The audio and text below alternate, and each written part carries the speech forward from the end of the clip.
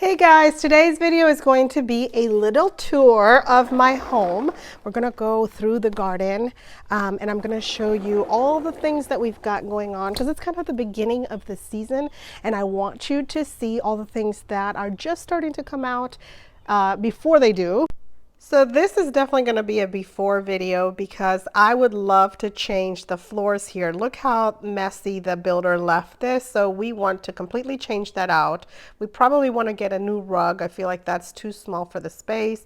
And I am actually I put this bench there as a mock-up because I'm thinking I got this idea that I wanted an L-shaped, and that's probably the next DIY project that will also have storage underneath and maybe some shelves here to help me store the stuff that my husband has for the grill that just makes everything so messy right now and I can't stand it. I wanted to share that my coffee table is also serving as a little greenhouse. I discovered that this late in the winter, almost too late, I could have used this completely for my seeds. So I found this out. The best method for me was actually using these little trays that you can get at the dollar store to put water in them and to water my seeds from, this way. So they're doing great. Most of them are peppers. Some of them are lavender and hyssop.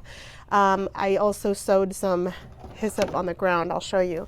But this is a great way to work with what you've got. So this is going to be project of the summer that you will see in an upcoming video. Now let's go outside. And that's Zoe. She's always in some video one way or another, but hey, whatever. So anyway, that's the living area, and we also like it because you can see from this area different angles. And if you sit right there, you can look to the back, and also you can look to this courtyard area that I have made, which is awesome to look at the birds. All the butterflies come up there, and you'll see later in other videos how awesome that pollinator garden is. This is a sitting area outside of the covered porch that we hardly ever use because of the gnats, but my husband does grill out there and I use it as a planting station. Here you'll see that there's a grass area inside the fence, and then outside of the fence we also have property that goes way back, and I'll show you. It's kind of neat because we have both sides, and you'll see that it's kind of cool how I've laid it out. So let's go outside and see what else we've got. This is that seating area that I told you we don't really use. Actually, these chairs I bought at Lowe's, but they usually go back in the back by the fire pit, and I do like them. They were only $20. They sit well, but they don't hold up to the weather, so I'm not sure that I would highly recommend them at all. They work for now, but eventually they'll probably need to be switched out. This is a fountain someone gave me, but it's missing the little pump, so I'm going to have to buy that at Amazon or somewhere. And it's sitting right in front of the papyrus, and everyone loves it because it gives the garden a tropical flair. Papyrus is a plant that lasted well in this winter. It got really cold for us and it made it just fine. The birds love it because they can come and get a bath and they get some food. I have a little bit of food right there. And also this next one that we're coming up on is a baby of that papyrus. So this one I took from a little bit of that plant. I bought this for $5, and then I took a little bit, I just kind of dug up some of the roots. So this will grow in clumps. So the base will be clumping farther and further away from the base, and it'll get thicker and thicker. And that's how you can either propagate it or you can thin it out if that's what you'd like. This is a mandevilla, also helps to make my garden look kind of tropical. Here are some baby black-eyed Susans, and then they're next to the mum. This is the mum, and I can't stand it when people put them in pots and then throw them away. It is such a pet peeve of mine. Mums can go in the ground and they will bloom for you in the spring and in the fall. They are beautiful blooms. They will continue to grow and you can propagate them so easily. I'd love to make a video for you before you end up buying more mums and throwing them away. So next to that is the shrimp plant. It died all the way down, so it's a perennial. It dies all the way down, but it'll come back up, and it'll be fun to watch it grow and for me to show you. If you want to see another shrimp plant, I have a video with my front door, which you can watch and see how my red shrimp plants look in my front porch by my front door. Now back to the papyrus that we were just looking at, I put it in the center. So what I like to do often in my landscape design is make sure that everything is symmetrical. On the right side and the left side, you'll see mums, you'll see the shrimp plants, and then you'll also see mandevillas. And that's because I love, wherever possible, to do a symmetrical type of design.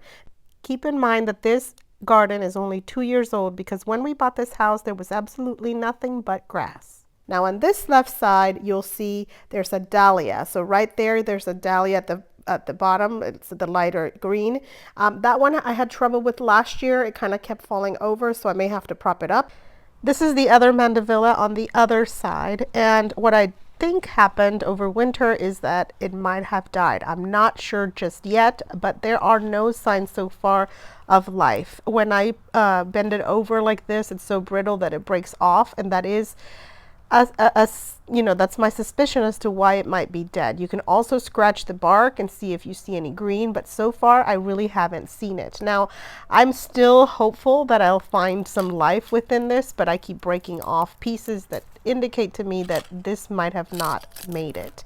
I'm still going to wait a little bit for whatever it is that I can rescue, because I don't know if still the roots are somewhat attached and will try to come back. However, this is way further behind than the other one. Some parts that I try to break off don't break off so easily, so that gives me an idea that maybe it's trying to make it. It might not, and so if that's the case, I'm just gonna have to buy another one. And this is a shot of that courtyard I was telling you about, the pollinator garden, before season. So all this is happening soon.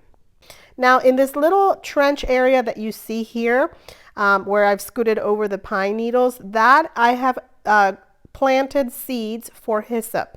So hyssop is a plant I'm going to highly recommend to anyone and everyone who wants pollinators in their garden. So if you like bees and butterflies and you want to attract pollinators, these hyssop plants are going to be your friend. Last year, these one hyssop, that's the one hyssop plant that's actually coming back from last year.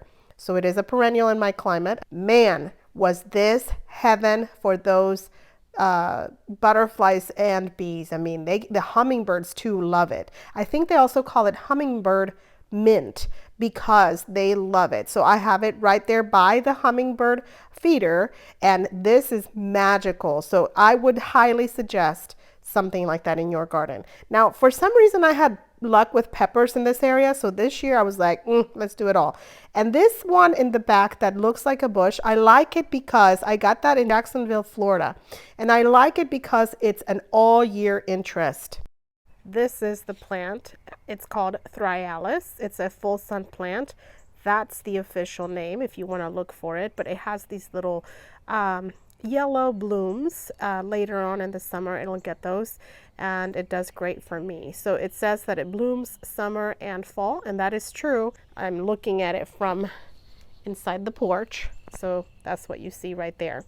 So imagine, you'll see right here the mandevilla, you'll see the hummingbirds coming from here, you'll see hummingbird bend, which is actually hyssop, and so I'm trying to have more there. And then because I can't really see the peppers, that's why I'm kind of putting them in front of the Thryallis. And then here on this side, we'll probably do more hyssop right there. But these are other interesting plants behind there that we need to talk about. Guys, this video is getting long, so guess what? We're gonna make this a 3-part video. I actually recorded only my backyard, and that took 35 minutes. The front yard is not even, I mean, I have a whole side that I worked on that has a bottle brush and some other plants that would be interesting for me to share. There are the pineapple guavas in the front. It is gonna have to be 3 or even 4 parts for me to show you all the plants, and that's why I have so much content to share, even though I only live on 1/3 of an acre. I mean, yeah, it's not a very big lot. I live in the suburbs here near Savannah, and I don't I'm just your typical neighbor. Like I have a neighbor to the right, neighbor to the left. I don't live in a homestead. I don't garden like that. I actually garden to feed my soul, to feed my inner peace. And I get so much satisfaction out of it. So I'm going to cut it short, guys. Otherwise, you guys are going to get bored. Watch the next video, part 2, 3, 4, all the parts, so that you can see all of the garden as we're beginning. And then it's going to be so exciting for us together to see what happens in the garden as the season progresses and the year goes on. Thank you so much for all the subscribers and the people who are watching me. You mean a lot to me. Later, I'll explain my story of why I garden. I think you'll really understand why I'm so passionate about it. And remember that you can create bliss in your garden. See you guys.